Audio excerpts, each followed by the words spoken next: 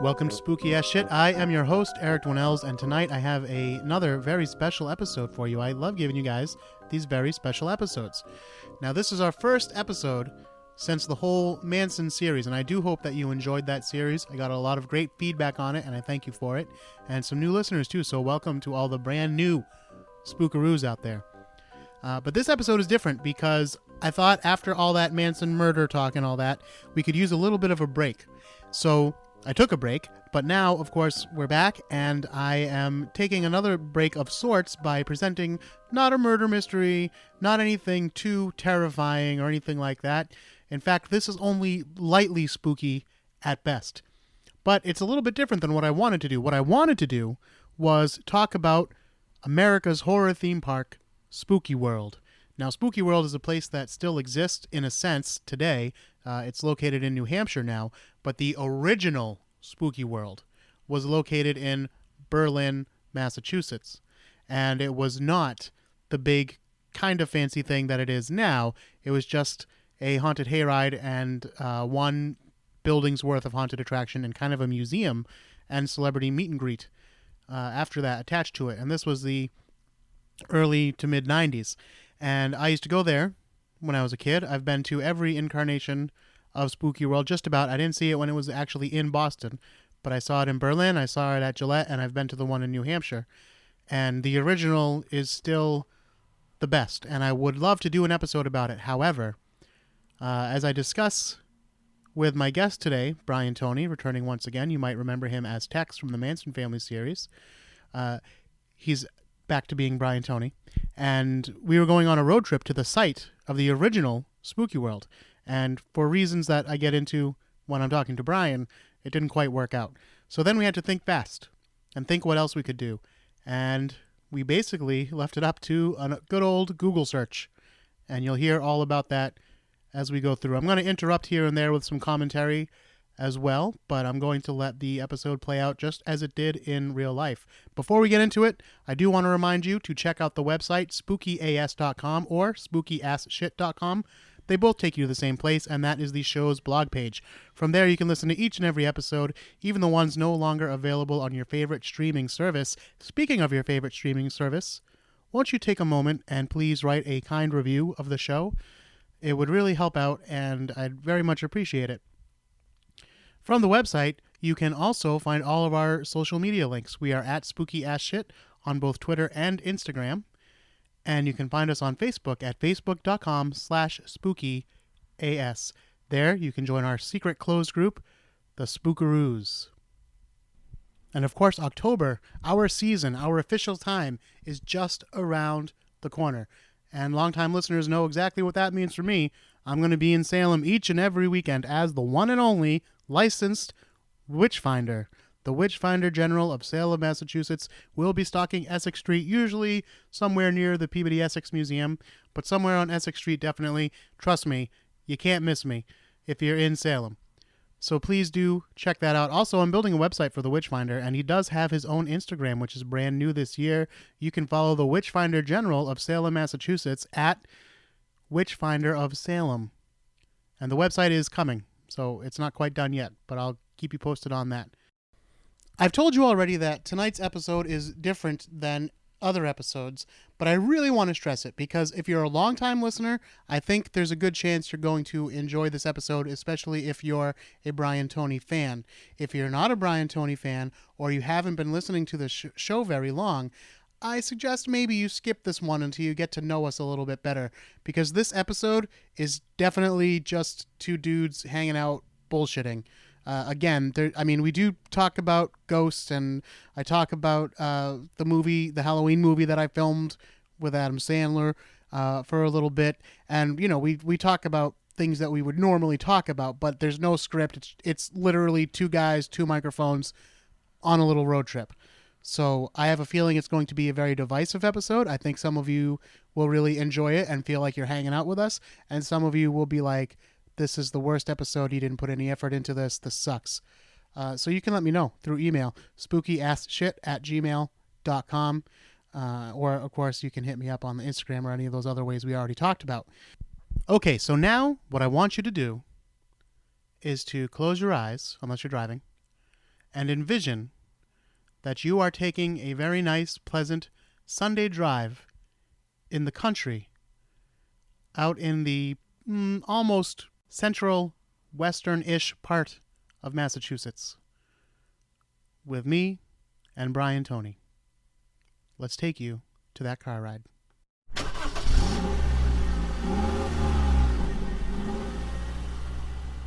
We are on. It's recording? Yep. Your levels are great.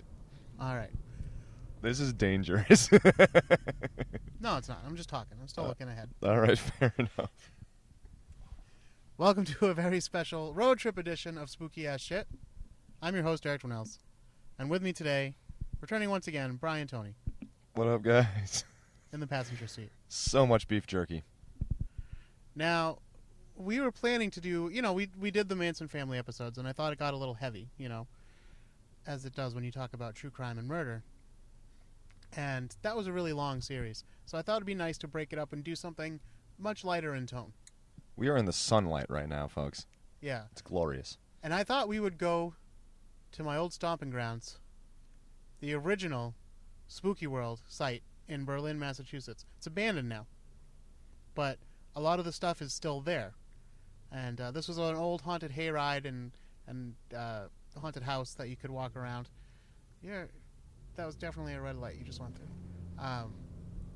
But now,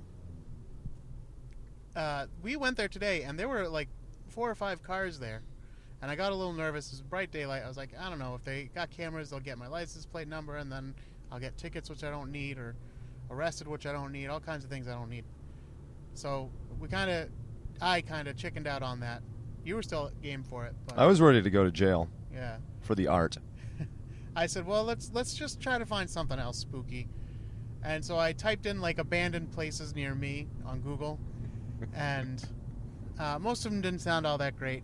And even the one that we're going to, I'm not saying it sounds amazing, but it sounded like something to see. It has a great name. So Brian and I are on our way to Ponyhenge.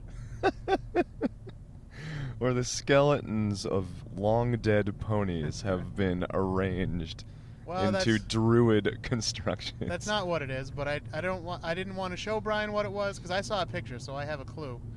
That is assuming it's still there. Who knows how long ago this article was written. We could be in for another disappointment. But maybe there'll be a crop circle in its place or something. Yeah. So we're going to try this, and if this doesn't work out, don't worry, we still have another backup plan. Because I know of a haunted place not too far from here, so we'll stop in there. In any event, we're just doing a nice Sunday spooky road trip. Dee. But it's alright, you didn't know that much about Spooky World anyway, right? I knew almost nothing. Although I did know several people who worked there at its new location, which I never knew there was an old location. There's 4 locations in its history, I suppose. See, I'm still learning stuff. Yeah.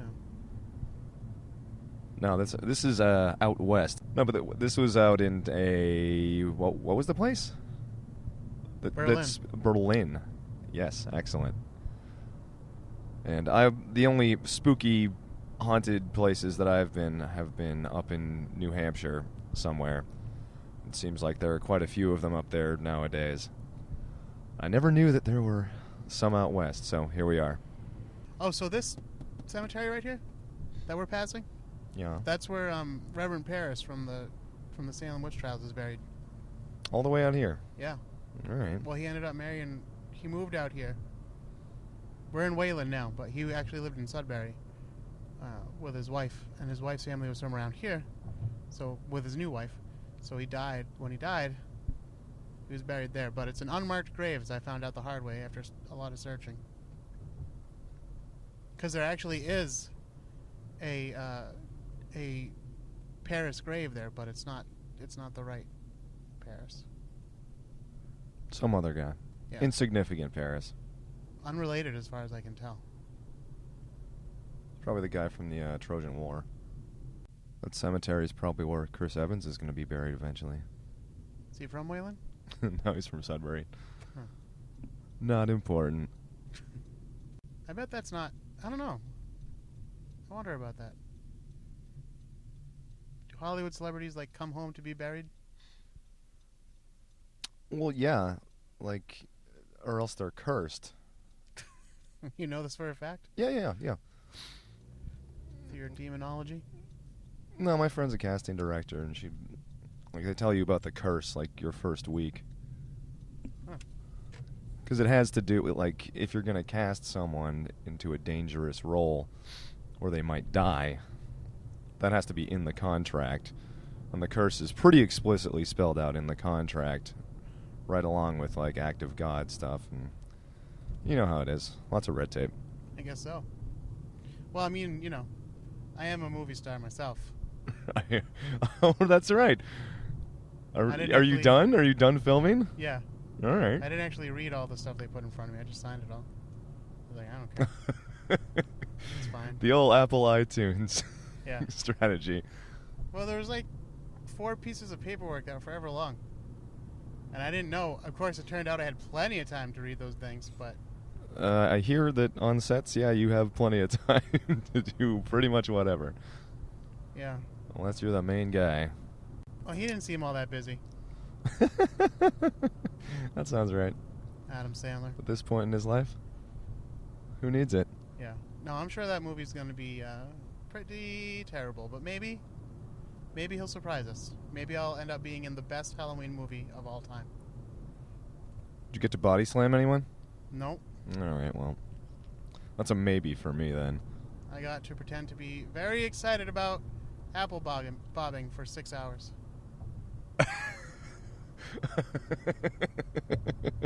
Man, I hope they paid you. That sounds awful. Hey, I got my $140. Oh my. Yeah. Where was it? It was downtown? We actually filmed right in the Salem Common, the big Oh, park okay. right there. That's fun. In between takes, you were just spouting off all of your Salem knowledge to the rest of the people? No, most people were from Salem, so... Oh, okay. Shit. I made friends with a mime. Lady mime. Well, of course. Now I can't remember if her name was Christine or Christina. Something like that. It was actually Kirsten. So if she's listening. What up, boo? All right. What up, boo? Is now the official tagline of this podcast. Well, boo, because, like, ghostly. No, it's very clever. Get it. Yeah. We should be almost there. Oh, 4 minutes, it says. Well, this is gold, what we're getting right here. Yeah. It's riveting. Well, listen, you wanted a break from all the Manson stuff, didn't you? I did. You wanted, like, a nice... I did. leisurely... As far as I know, unless this is the site of a pony rendering plant, I do often ask for less murder in my episodes, so yeah. That would be wonderful. This is, as far as I know, this is a murder-free zone, as far as I know. All right. But we might learn the secrets of Ponyhenge today. The dark secrets. Although you did say that this is a Bigfoot area. Well, I said it looked like a Bigfoot road, which Bigfoot my road. listeners, if you're longtime listeners, you will know that is a term I used when I was a child to describe heavily forested roads that looked like a Bigfoot might jump out at you at any time. Did it ever happen? No, it did not. Thank you. All right, well, there's still time. I was also afraid that a murderer would pop out from behind a rock, Oh, wow. like a big rock. A Bigfoot rock? So that's like a multi-hyphenate Bigfoot / murderer road. Yeah, but the murderer would always come like from behind a bush or behind a rock. Okay. Bigfoot would just walk out of the woods. Just very casually. Yeah. Well, Hey guys, what's going on? It's his land, really. Well, yeah. Hey, what are you doing here? We're trespassing. Was it you at Spooky World earlier? I know people. So you don't have any sort of preconceived notions I have about the meaning of Ponyhenge. Well, I don't know. There has to be a Ponyhenge. Like the boring idea I have is that it's just a big farm with like cool sculptures where there used to be a bunch of ponies running around. But I would love it if there were some pony skeletons doing something. I would say, based on the one picture that I saw on the website, it is between those things. Okay.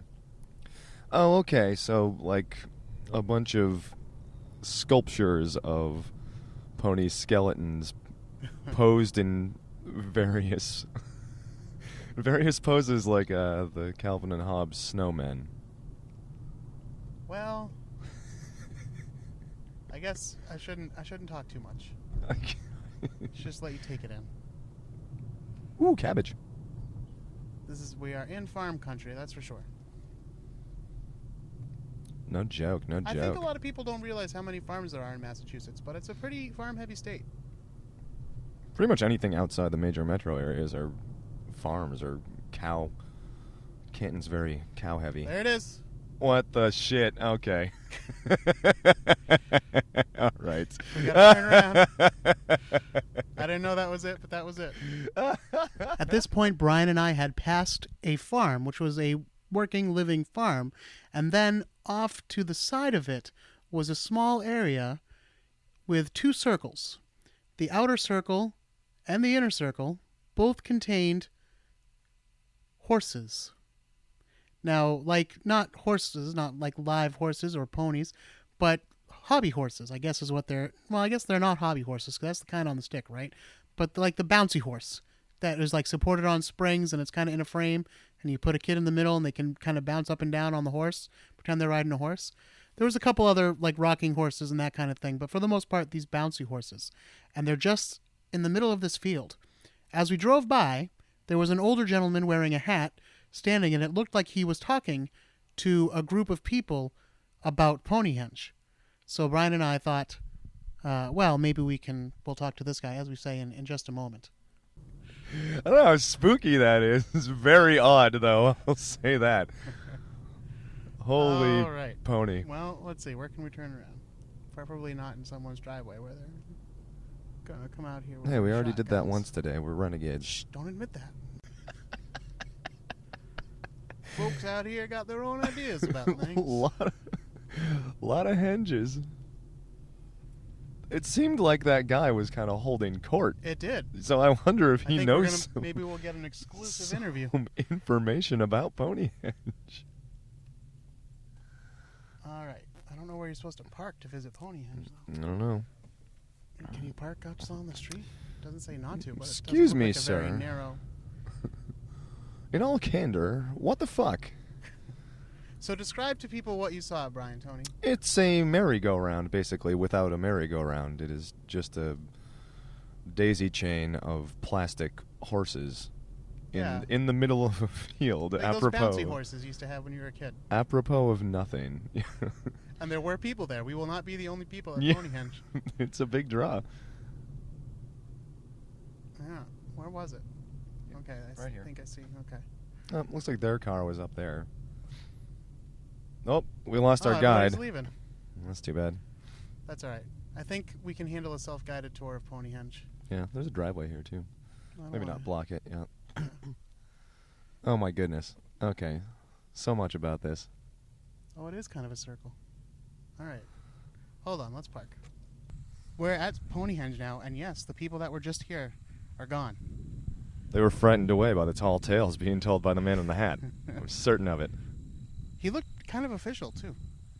Well, he might come back if he sees us gawking. It looks like people are taking care of this area a bit, though. So what, I mean, it's literally a circle within a circle of bouncy horses. But not just bouncy horses. The inner circle has some... we have an old-fashioned wooden horse that may have been on wheels at one point. Several of those, actually. And then the red one is freaking me out a little bit. Oh, yeah. One of these things is not like the other. There's a teddy bear riding one. There's a butterfly I guess that's supposed to be a Pegasus situation over there. Well, that looks like someone's ad hoc kind of thing, but yeah. Well, yeah. This is weird, you guys. Take some pictures for y'all. Well, here's the thing. So, Let's walk amongst the ponies. I mean, I wouldn't miss it. I'm assuming they would rather you don't ride them. And we're probably a little who too. says? Maybe that's what you're supposed to do. Maybe that's what they're here for. I don't know, man. The metal looks pretty rough. I wouldn't want to ruin this for anybody else. It's got to be savored and treasured. But so in your very sparse research that took about 9 seconds, is this justified in any way? No, it just said that it started probably around 2010. And no, we don't know why. Maybe if you come into the circle, there's like a vortex or something. Oh, I hope so. Like deep into the... Do you feel different at all? A little itchy. I feel like I'm... Well, let me tell you, folks, we are taking our lives in our hands here because of the Triple E virus going around with these mosquitoes. So, if we die bringing you the story of Ponyhenge...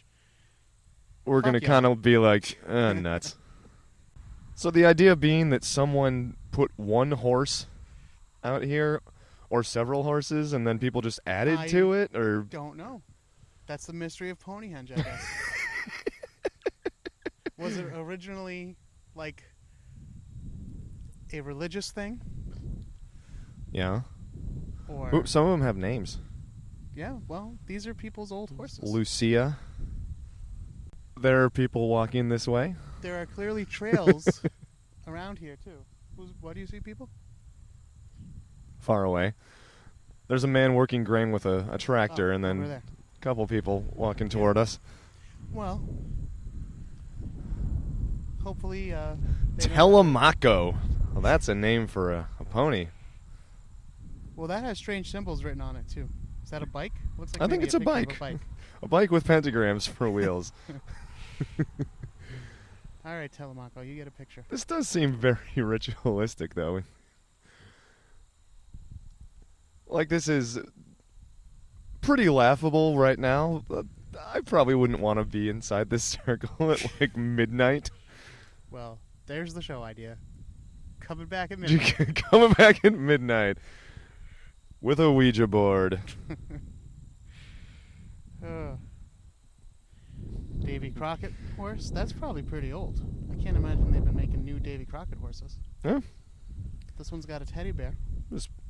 If you stole some of these and sold them, you might make yourself. I'm not suggesting you do that, folks. I just always go the criminal angle. Most of the horses, this one's a little creepy looking, but most of them are just kind of, child horse looking. It's true. It seems like there's only 2 in this entire assemblage that are facing each other. I wonder if that has any significance. Uh-huh. Well, I mean, let's pretend you're an archaeologist from the future. Done. And you stumble upon this site. What do you make of this? What are your thoughts? Because this probably happens that like cave people were just like painting shit on the wall and it wasn't supposed to mean anything. It was just like designs. And now archaeologists are like, no, the meaning of this is he was saying the mother and the spirits and, making up all this shit. And it was just like, no, I was just drawing some spaghetti. Ugh, draw a line. Yeah. Because horny. So, but if you had to ascribe a meaning to this, if they discover this thousands of years from now? So thousands of years from now, the wood's probably done, but the plastic probably survives. Right. Probably most of this still hanging out. So this is quite clearly a sacred place utilized by a small cult of horse worshippers. Yeah. Who may not have had all of the resources of your major religions, but knew exactly the kind of power that can be evoked by several circles of plastic ponies. What power that is, I wouldn't deign to speculate. Well, but see, then they might go through and like pick out ponies and be like, all right, this deity's powers, we believe. It's like we believe this was their sun god. It's like a polytheistic religion. They're all horses. It's they will relate it back to the brony movement. Yeah, apparently there was a show that was loved by people who were maybe too old for it. I do think some of the, like that red pony. This is an outlier. Riding pony. He's not something a kid would ride. I think he doesn't fit the theme. He's cool looking, but it doesn't fit the theme. It's the fire god. It's like a lawn ornament. Yeah. Which makes me think that a lot of people have just shown up and added pieces to this. Because there's even a couple in the middle of the circle that I guess didn't really fit within the circle. They're like, oh, we got some extras. Also, they're kind of shitty looking. They are. Not the top ones. Which is the top one in your opinion? The best one or my favorite? Well, let's take one of each, I guess. I mean, I think the power couple is the two that are facing each other over there. So that's probably the best one. I think my favorite is... I mean, aesthetically, I really like the one with the black and the red. And kind of rad. It's a That's radio cool. flyer, which is also a wagon company. He's a little too new looking for me. Yeah, doesn't have the history. I kind of like this guy here. This The Irish pony? yeah, little Irish pony with he's a white pony with a shamrock on his behind. On his arse. Yeah, he's marked like a My Little Pony would be. Yeah, I like that one. All right. There appears to only be one rider as well, which is the teddy bear. Oh, yeah, of the horses, yeah. It would seem. Maybe that's the next step in the evolution of this cult, is to place a rider on each and every one. Yeah. That could possibly hold one. Maybe that's what they do at midnight. The character of the rider would be significant as well, such that the ponies are significant, the bear is significant, but it's not all the riders are bears. Yeah. Some are bunnies. I like this. So Spookaroos, I think that's the mission then. We got to come up with a mythology and then write about it online. A little so people fan think fiction. It is fact. There can't be too much literature about this, or maybe there is. I mean, we really wouldn't know because all we did was type in abandoned places. This was like the third thing that came up. Which, by the way, I don't think this should count as an abandoned place. This is clearly a working farm right next to us. Yeah, it seems like it's being maintained at least fairly well. Yeah, there's walking trails around both circles, inside and out. So, yeah. I kind of like that one over there, though, actually, too. The one that looks like it's dying? Yeah. Okay. The spotty, corpsey looking one. Yeah, you would. All right, Brian, I think we don't have too much for an episode here. I think we've gone about as far as we can go on Ponyhenge, folks. Yeah, I think we'll take some more pictures before we go and then maybe hit up one more spooky, I say in quotations, spot. Another place that I've never heard of that Eric Yeah. has. Well, we can try that or see if there's somewhere else nearby. Fair enough. All right. And we are back. Did you enjoy your trip? We learned a couple things. My rumination, it was great. We learned a couple things. Not much, but a little bit more about Ponyhenge. That's right. It did start with one solitary, unexplained pony. Yeah, and there's different theories as to where that pony came from. One is that it was just left over from a kid's lemonade stand, and another said that no, it was a Christmas display that someone had put out, and they just left the pony behind. But in any event, other ponies have appeared since. I think it was like a tear in space-time where they're just all appearing It's just where gradually. Yeah. This tiny little tear in the continuum. they go. And the person who owns the land, he's just down with it. Digging on it. He's like, yeah, it's cool. I don't know where they come from, but it's fine. And we learned that they're not always set up in a circle. Sometimes they're set up in rows. Or sometimes they're just all over the place. Sometimes they're arranged in the words, help me. but nobody knows why. Yeah, but it was nice to see them in a circle. But we're at our next destination now, which is Longfellow's Wayside Inn in Sudbury, Massachusetts. Woot. Now, I chose this because we needed somewhere else to go to fill this episode. And I said, oh, you know what? This place is supposed to be haunted. Why don't we go there? But the thing is, I don't actually know much about the alleged haunting of the Wayside Inn. So I said, Brian, on the way there, Google this and report back to us. And I kind of did. There's a very interesting name involved, which I'm kind of happy about. The ghost's name is Jerusha. I'm not sure how you're supposed to pronounce that. And that's a woman. And she was the sister of one of the generations of people who ran the place. And she was a piano player and an artist and apparently an all-around nice lady who, legend has it, suffered some sort of romantic heartbreak with her British lover. It's a little foggy, and I feel like they may have tacked on that part. But she never married and died at age 45, supposedly of a broken heart. So that's your classic haunting backstory, I would say. You know what? A lot of these ghost stories, they seem, by 2019 standards, a little misogynistic, like the woman couldn't handle being broken up with or losing her love, so she had to off herself. Yep. And now she's such a tormented spirit, she roams the halls. Yeah, more than a little. Yeah.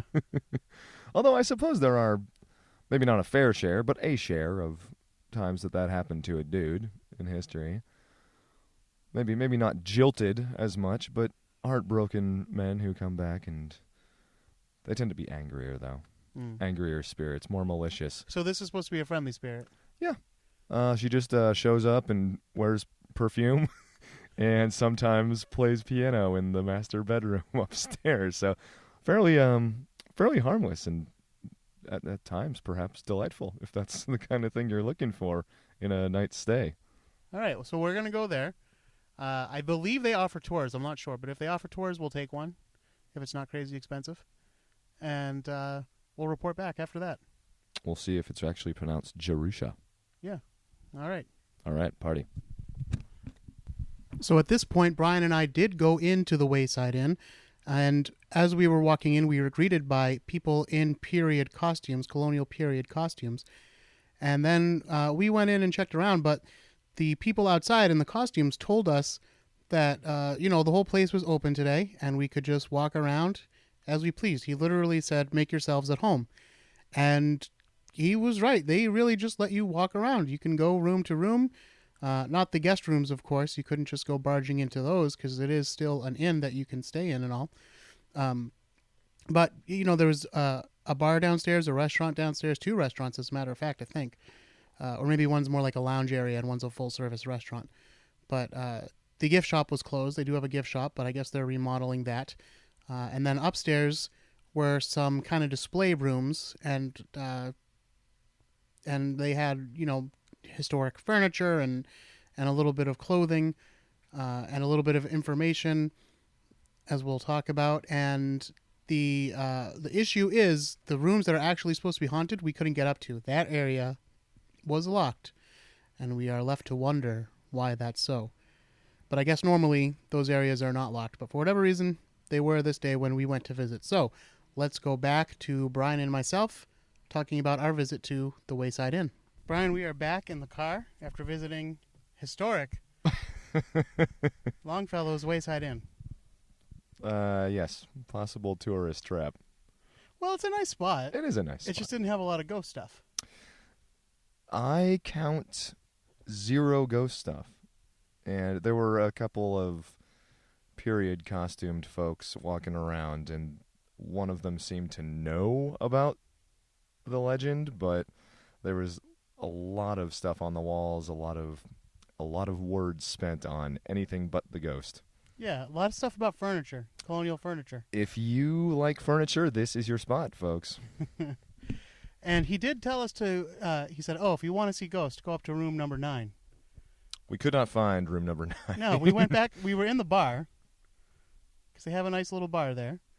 And we went upstairs to go to room number 9. And where did they end, though? They ended at like 8, right? Ended at 8, and then there was an emergency exit that I did not feel comfortable going through. Maybe that was it. Because it was one of the old kind that actually do set off an alarm. Or most of them say that they set off an alarm, but that one actually probably would have. And then we would have been dragged down to hell by the ghost of Jerusha Howe. So they have a lot of things on display, mostly furniture, like we said, but they have a couple personal items too, and that's really the only time you see a mention of Jerusha. Yeah. Is they have some of her fans. Which, I mean, I'm not that familiar with the legend, but fairly insignificant as that goes. Well, we got to beef it up, that's all. Yeah, no. So she loved those fans, and they were given to her by her suitor. Yeah, her British suitor who... She jumped to her death holding those fans. How did she die? Do we know? I think she just bought it. She was described... Died of a broken heart? Yeah, of course. She was described as sickly and infirm. But her brother was, too. Like, they both died before 50 while they were running the place. So maybe there was, I don't know, some sort of dust that got in their lungs. I have no idea. I don't know why I'm speculating. So it's not a particularly spooky place. Not really. Just as Ponyhenge was not. In a way it was. I would say Ponyhenge was spookier than that place. Yeah. It's old. It's nice. You know, it was a nice place to visit. But we also learned a little history of something else, Brian. Did we? Yes, that is the schoolhouse from the old nursery rhyme, as you might call it. Mary had a little lamb. That's lamb right. was hard for me to say, but I got it out. Nursery rhyme turned into nursery song, which I can only recall the melody to literally one line, and I hope that they don't just repeat that over and over again, but maybe they do. That's all I know of it. Well, I was saying, I know it goes, Mary had a little lamb whose fleece was white as snow, and everywhere that Mary went, her lamb was sure to go. Yeah. It followed her to school one day. Holy crap, you're pulling this from memory? That's pretty good. That's all I remember. I know that it followed her to school, and that's it. And the schoolhouse where it allegedly happened is down the street from where we sit right now. So we're gonna swing by there next. Whether you want to get out of the car or not, but we'll take a look at it anyway. All right. Owned by Henry Ford at one point, apparently. Yeah. Well, we learned there was a big controversy. Big controversy over palpably nothing. Whether these were actual events, and why the schoolhouse is here, because it was supposed to happen. If it happened at all, it was supposed to have happened in Sterling, Massachusetts. There's a statue there. I know that. There's a statue of the lamb. God damn it, Metro West. Man, get a hobby. Well, listen. These are Massachusetts history. I guess so. I mean, we're close to Leominster too. We could talk about Johnny Appleseed sometime. That's his hometown. I was going to say that's a longer conversation. There was a lot going on there. There is. All right. Well, this has been a not so spooky episode, but I think that's good for the first episode after the whole Manson family series. Nice little palate cleanser for y'all. And to remind people that you're not a murderer, even though you played one. Did I? Time. Oh, that's right. Did I? Hey, man, I just passed out. And it was almost 2 months ago. Yeah. I just went blank and became that. No. None of that. We're going to go see Mary Had a Little Lamb. Damn right. Until next time. From the road. Using the equipment that you Spookaroos bought for us. This is the kind of quality that you can expect now that you've bought us. Yeah, that's what you're getting out of this, baby. We'll do better in the future. But this was a nice light episode, and that's the point. Mm-hmm. And maybe I'll fill in some stories here and there later on too. And fill in some stories I shall. So Brian and I did go to that little schoolhouse, and every time I've ever driven by it, and I have several times, it's always been closed. It's just a tiny little one-room schoolhouse, and you can kind of peek in the windows, but it's pretty dark in there. I couldn't really see. For years and years. I mean, I've been going to this place since I was a child. I've never, ever seen it open. Well, we drove by, and guess what? It happened to be open. So I said, Brian, hey, since we're here, why don't we just pop our head in? And, just take a look around, maybe take a couple pictures, and call it a day. And he was like, oh, all right, sure. So we do, but guess what? We are not alone inside the little schoolhouse. There is an older woman there. And she is talking to what appears to be a young couple. She sees us kind of poke our heads in the doorway, and she says, come on in, boys. You're late for school. Take a seat. So we sit down in these these like those kind of desk chairs, but they're like even older school than the ones you're thinking of in your head. These are old wooden type where it's all kind of one piece, and not made for people of my stature. I'll just put it that way. And very uncomfortable. I had to sit at an angle. Of course, these were made for children to begin with, so keep that in mind too. But this woman was talking about the history of the place. So, okay, so we sit down thinking maybe this will be a little 5-minute, 10-minute discussion, and then we'll get on the road because it's been kind of a long day for us, right?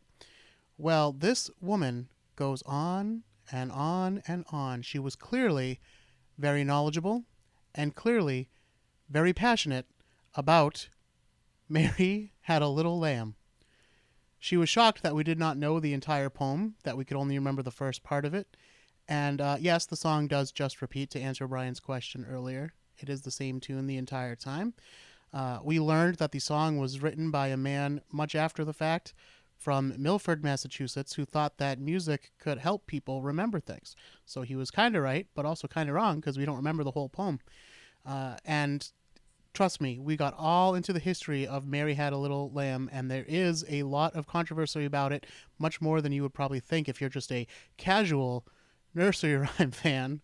And it got to the point where I'm not gonna go into all the details. You can look it up online and see what all the controversies are and all that stuff about who wrote it and whether the story actually happened or not. But allegedly, if it did happen, I was sitting right next to the very spot where Mary had her little lamb in the schoolhouse. And this woman giving us the information, who again was lovely, but had very much to say about the subject. She went on and on and on, to the point where I literally had to bite my lip at one point to stop myself from laughing, just from the fact that she had this much to say about Mary Had a Little Lamb, and that we were there paying attention to it. Because that young couple that I mentioned, they looked at their watch and said, oh, you know what, we're really sorry, we actually have a dinner reservation at the Wayside Inn and we have to make it, so we've got to leave now. So they took their exit. And I just wonder how long they'd been there before we got there, because they were there before us, and then we were there, and we let this lady finish. But at some point I stood up to make it clear that, like, wrap this up, because we got to get going. And so we did. And I left a little donation in their donation box as we left, and we got back in the car, and I said, Brian, how long we were in there? He was not stoked about how long we were in there, but it was a while, and we couldn't figure it out. But when I got home, I realized I had taken a picture of Brian before, and another picture outside the house just after. So before and after we actually entered the house.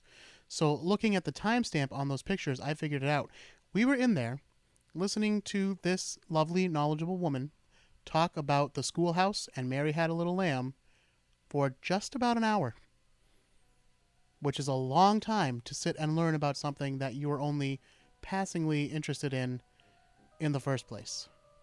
So that might be the spookiest part of our entire trip. However, like I said, this woman, she was probably very excited to have people come in and stop by, especially people of a certain age that might understand the entire history. And by the way, Mary grew up to work in an insane asylum. Not live in one, but to work at one. Interesting fact. A little bit spooky, right? So at least we got something out of it.